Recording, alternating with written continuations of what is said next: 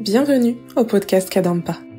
Ces balados, comme on dit au Québec, offrent des solutions pratiques pour les défis de la vie quotidienne et nous aident en nous guidant vers des états d'esprit plus calmes et joyeux.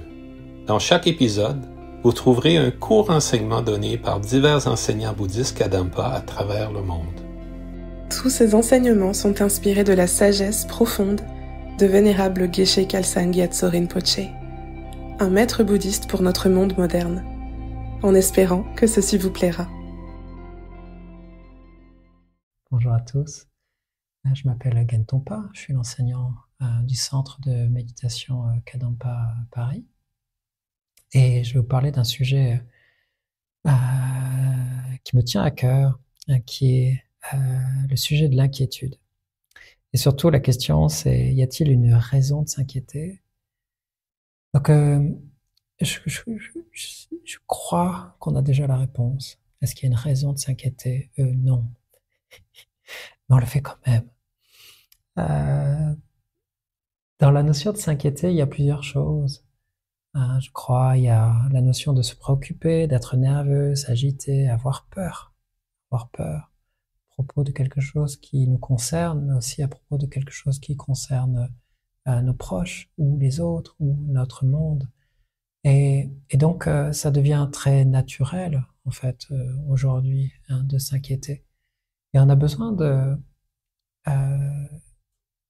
s'interroger sur ce fait de s'inquiéter, c'est-à-dire sur le fait d'analyser, de réfléchir avec un esprit de peur, avec un esprit agité.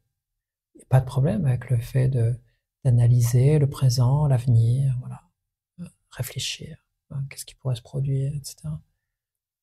Mais est-ce que c'est nécessaire de le faire avec un esprit de peur? Est-ce que c'est nécessaire de le faire juste avec un aspect négatif de la situation? Donc on est très familier avec ce genre d'attitude mentale, regarder les choses d'un point de vue négatif. Est-ce que ça nous est utile dans le quotidien, pour ce qui se passe maintenant? Est-ce que ça nous est utile pour nos projections de l'avenir? Donc, à part créer beaucoup de tensions, je suis pas certain que ce soit toujours bénéfique. Donc, on a besoin de s'interroger sur ce sujet et s'interroger profondément sur le fait d'avoir des problèmes ou pas. Geshe Khalsa, dans Comment résoudre nos problèmes humains, parle justement des problèmes extérieurs et des problèmes intérieurs. Et il dit quelque chose de très pertinent. Il dit: les problèmes ne surviennent que si nous répondons aux difficultés avec un état d'esprit négatif. Les problèmes ne surviennent que si nous répondons aux difficultés avec un état d'esprit négatif. Donc du coup, si je réponds avec un état d'esprit négatif au problème extérieur, ça devient un problème intérieur.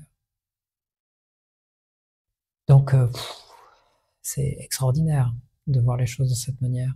Ça nous interroge beaucoup sur tout le stress quotidien, sur toutes les difficultés quotidiennes, puis aussi sur les projections anxieuses du futur.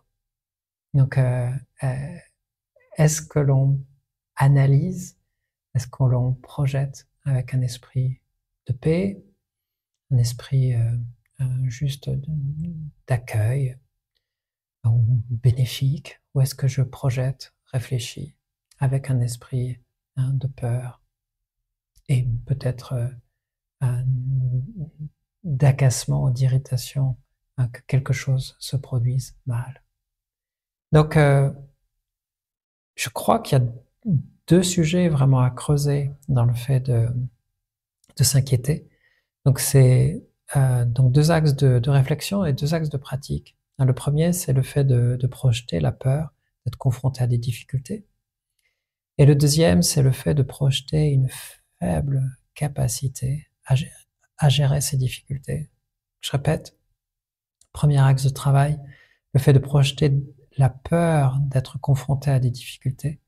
Deuxième axe de travail, c'est le fait de projeter, donc pour nous-mêmes, une faible capacité à gérer ces difficultés. Donc, premier axe de travail, Donc le fait de projeter la peur d'être confronté à des difficultés. Donc déjà, on a besoin vraiment de s'interroger ou interroger nos projections anxieuses. Chaque fois que nous avons projeté une catastrophe ou quelque chose de difficile à l'avenir, est-ce que cela s'est produit? Est-ce que cela s'est produit dans les proportions que je l'avais imaginé? Je crois qu'on a tous la réponse à cette question. C'est non, jamais dans ces proportions. Et des fois, on a projeté quelque chose qui n'est jamais arrivé. Et pourtant, ça nous a mis en tension. Le temps qu'on a soutenu mentalement ces projections anxieuses, ça nous a mis en tension. Quelque part, oui, ça nous a rendu malheureux. Est-ce que c'était bénéfique?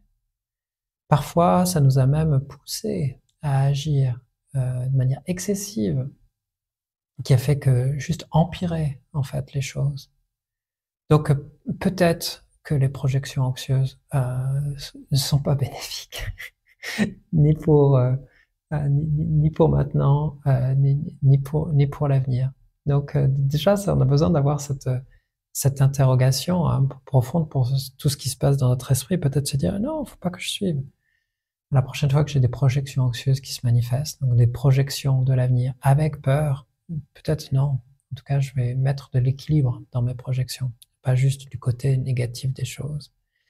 Aussi, la réflexion qu'on a besoin de se faire, c'est si on est anxieux par rapport à l'avenir, c'est que quelque part, on sait qu'il va y avoir des problèmes. Et ça, c'est un aspect de sagesse qui est la réalité. Bien sûr qu'à l'avenir, il y aura des problèmes. Il y avait des problèmes dans le passé, autour de nous, il y a des problèmes. À l'avenir aussi, il y aura des problèmes. Mais du coup, quand on prend conscience de ça, on a besoin d'accueillir profondément le monde dans lequel on est. Parce que c'est ça que ça veut dire. Dans le passé, il y avait des problèmes. Aujourd'hui, il y a des problèmes. À l'avenir, il y aura des problèmes aussi. C'est normal. Et si on réfléchit un peu, on peut bien comprendre que un monde contrôlé par les états d'esprit agités, négatifs, ne peut pas produire autre chose que des problèmes. Donc bien sûr, il y a de la paix, il y a de la joie, il y a de la beauté, et bien sûr, il y a toutes ces choses. Mais ces choses, malheureusement, ne durent pas très longtemps parce que majoritairement, dans nos esprits, il y a surtout beaucoup d'états d'esprit agités et parfois incontrôlés. Donc du coup, nous avons besoin d'apprendre à accueillir le monde dans lequel nous vivons. Et apprendre à accueillir, en fait, c'est pratiquer la patience, en fait. Pratiquer de bon gré la patience. Donc ça, c'est essentiel. Geshe Kelsang, dans Comment résoudre nos problèmes humains, donne une définition de la patience que je trouve extraordinaire. Il nous dit être patient signifie accueillir favorablement de tout cœur tout ce qui nous arrive, ayant abandonné l'idée que les choses devraient être autres que ce qu'elles sont. Je répète. Être patient signifie accueillir favorablement de tout cœur tout ce qui nous arrive, ayant abandonné l'idée que les choses devraient être autres que ce qu'elles sont. Donc oui, on a besoin d'apprendre à accueillir ce monde. C'est bien d'avoir l'information, mais il faut que cette information passe de la tête au cœur, c'est-à-dire qu'on intègre profondément, qu'on accueille profondément que ce monde, voilà, c'est un monde contrôlé par les perturbations mentales. Donc oui, il y aura des problèmes à l'avenir, ça c'est pas un sujet. Par contre, le deuxième sujet, c'est est-ce que je vais être en capacité de gérer? Donc ça, c'est voilà, ce que je disais, c'est le deuxième axe de pratique. Et souvent, voilà, on projette sur nous-mêmes une faible ou une incapacité à gérer ce problème à l'avenir. Pourquoi, encore une fois? Souvent, on a tendance à avoir une idée quand même assez négative de nous-mêmes qui ne nous permet pas de révéler le meilleur de nous-mêmes. Si on s'identifie, si on se connecte et s'identifie à une partie de nous agitée, perturbée, etc., c'est celle-là qui s'active. Donc, nos relations avec les autres ne sont pas ne sont pas tellement bénéfiques, même la relation à nous-mêmes, parce qu'on est dans un état de tension, parce qu'on se regarde avec un état d'esprit négatif. Cela ne nous aide pas. Il serait beaucoup plus bénéfique de s'identifier, de se connecter et s'identifier aux qualités qui sont présentes dans notre esprit et surtout aux qualités qui sont profondes, qui sont présentes au plus profond de notre esprit. Et c'est ce que nous encourage Bouddha d'ailleurs, de se connecter et de s'identifier à notre nature profonde. D'ailleurs, dans le livre Trésor de contemplation, Geshe Kelsang nous dit la chose suivante, il nous dit « Nous reconnaissons que nous avons des perturbations mentales, mais nous ne nous identifions pas à ces perturbations mentales en pensant « je suis égoïste, je ne vaux rien » ou « je suis une personne colérique ». Au lieu de cela, nous nous identifions à notre potentiel de pureté et développons la sagesse et le courage de surmonter nos perturbations mentales. Je répète, parce que c'est crucial. Nous reconnaissons que nous avons des perturbations mentales. Oui. Il y a beaucoup d'états d'esprit agités, perturbés dans mon esprit, oui. Mais nous ne nous identifions pas à ces perturbations mentales en pensant « je suis égoïste, je ne vaux rien » ou « je suis une personne colérique ». Au lieu de cela, nous nous identifions à notre potentiel de pureté et développons la sagesse et le courage de surmonter nos perturbations mentales et bien sûr aussi tous nos problèmes extérieurs, bien sûr. Et ça, c'est extraordinaire, vraiment, parce que si on se connecte, donc bien sûr, on a besoin de le comprendre intellectuellement, mais après le faire par la méditation, si on se connecte et s'identifie, donc penser moi sur les qualités, surtout les qualités ou l'expérience profonde de notre esprit, nous construisons maintenant une identité où en fait nous sommes en capacité de gérer. Et bien sûr, nous le faisons de manière pratico-pratique. Je me connecte à ma nature paisible, profonde. Je me rappelle un problème de maintenant. Je vois comment je réagis de manière vraiment plus ouverte, plus tolérante, plus habile. Et ça nous permet de nous donner un enseignement très puissant qui nous dit, si je suis en capacité de gérer maintenant, si je me connecte à cette méthode à l'avenir, je serai en capacité de gérer aussi. Donc il n'y a plus de base pour développer de l'inquiétude. Ok, j'aurai des problèmes. Et maintenant, j'ai la méthode pour me connecter au bon endroit, à l'intérieur de mon propre esprit, pour générer l'habileté, l'espace paisible, bienveillant, sage, pour gérer.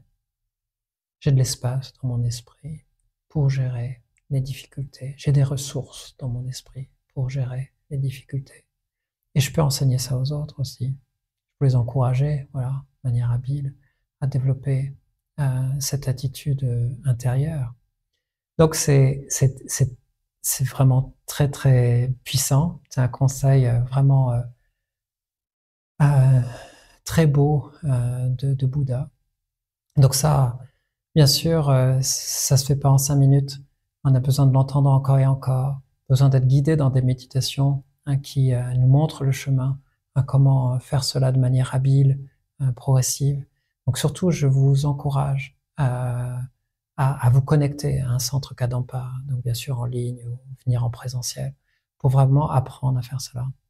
Si nous apprenons à faire cela, nous pouvons apprendre à résoudre nos problèmes quotidiens, humains, soit de maintenant, soit à l'avenir. Donc surtout, n'hésitez pas à vous joindre à un centre Kadampa pour apprendre cette méthode. Voilà. Merci. Si vous vous sentez inspiré par ce podcast, suivez le lien dans la description de l'épisode et plongez plus profondément dans la sagesse intemporelle du bouddhisme moderne Kadampa. Nous avons hâte de vous retrouver dans le prochain épisode des Balados Kadampa.